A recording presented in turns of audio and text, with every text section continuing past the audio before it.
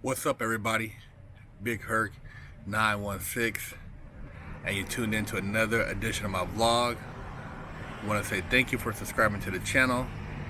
Thanks for supporting. You know, I'm all about that positivity and that motivation. And, you know, I like lacing you guys up, putting you up on game. And I want to say a lot of you guys got a misconceived perception of what it means to be a gangster. You got the game confused, man. You got it backwards. You know, I do Fresh Out, and you know, we talk to a lot of guys who have been in the system, guys who are real gangsters who have made it out, and now they're trying to make a positive change. But then I always get these questions from various people about who would they roll with in prison. You know, I'm biracial. You know, would I roll with the white guys, or would I go with the black guys? Or I'm Mexican but I don't speak Spanish. Do I have to, you know, would I hang out with these guys or that guys? And you know, what do you do if the shot caller asks you to do something? Look, man, the whole purpose of Fresh Out is to give you game on what goes on in prison, so you don't want to go there. Why would you worry about going to prison if you're not out here in the thick of things? If you're not out committing crimes, you're not out doing dirt, you shouldn't worry about it.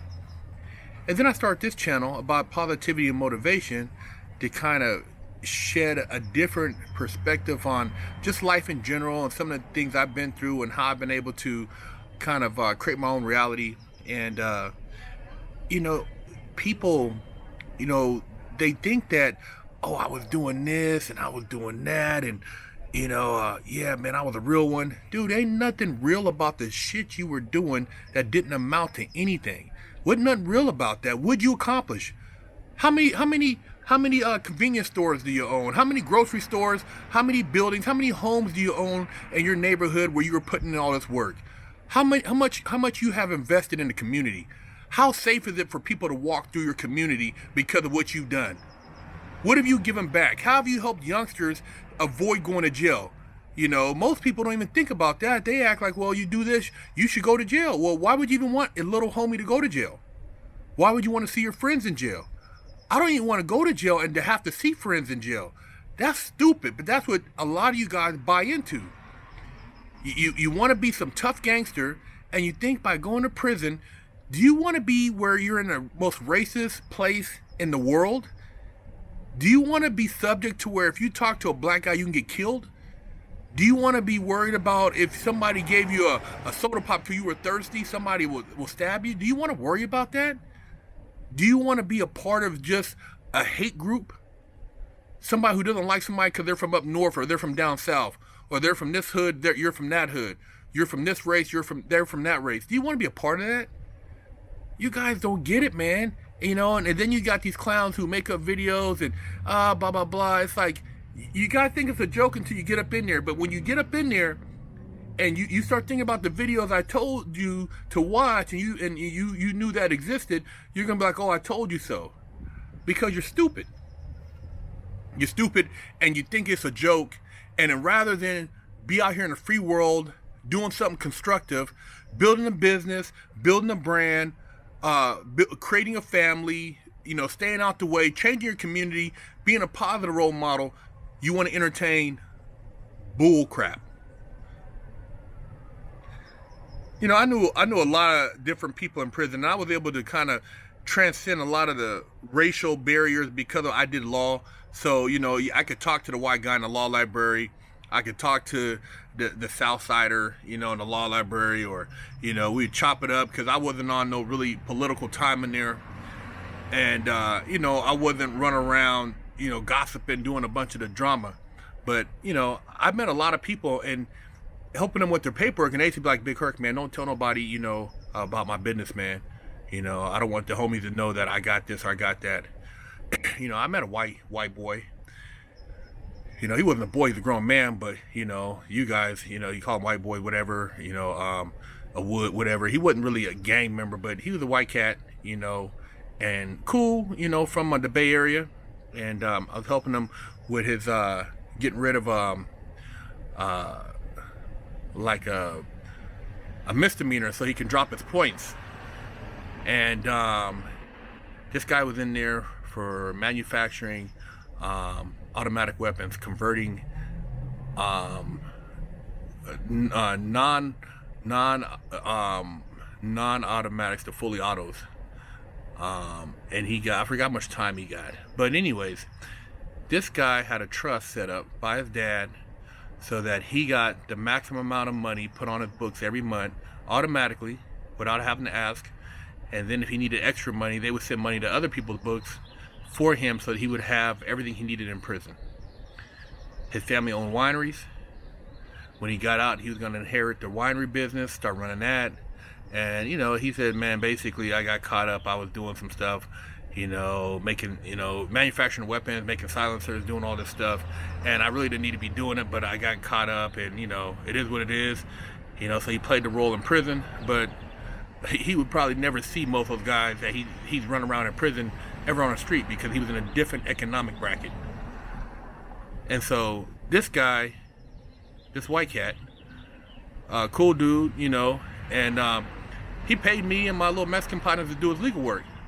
But what he would do is, so he wouldn't get caught up, he would have somebody else bring the payment, which was groceries, and we'd make the exchange in the walkway, but it wouldn't go directly to me. I'd have somebody I knew pick it up, so it looked like it was, you know, race to race. You know, I had white partners in there too, so they would grab the bag for me and bring it back to the unit, you know, and we make the exchange. This is stuff you got to be sneaky about even in prison, so they don't see black-white interacting. But that's the type of stuff you put up with, and this cat didn't even want his homies to know that his family was balling like this, because they would have extorted him. He'd be looking at, you know, people wanting him to pay their way too, knowing that this guy had a trust fund. He was set up.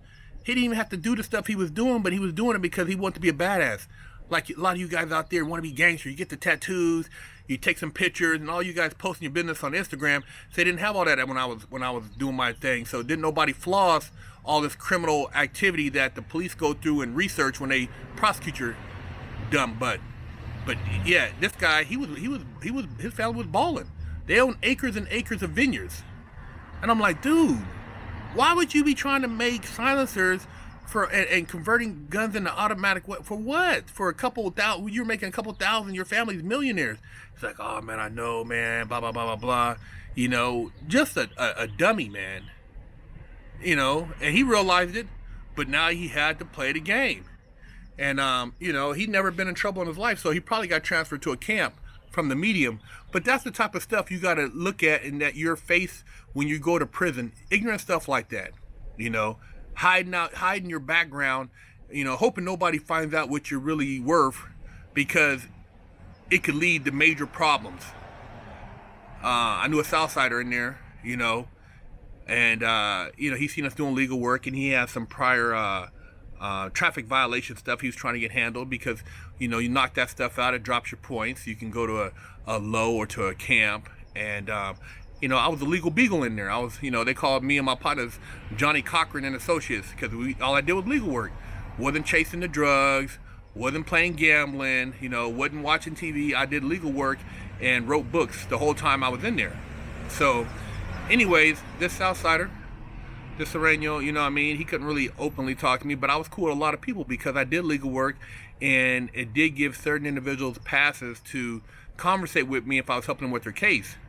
And I'm looking at this guy's traffic violation that he asked my little Mexican partner to help him with, you know, and they passed it to me, and we basically drew up the paperwork for it to file the forms, because we had all the documents and forms in there to help, you know, get that stuff cleared up. And he had got a traffic violation. He was in a Lamborghini Diablo in South Central. And I looked at it, I'm like, damn, this dude had a Diablo on the street? And the homie looked, he's like, yeah, man, that's a Lamborghini. So I'm like, damn, he was out there having his paper, man.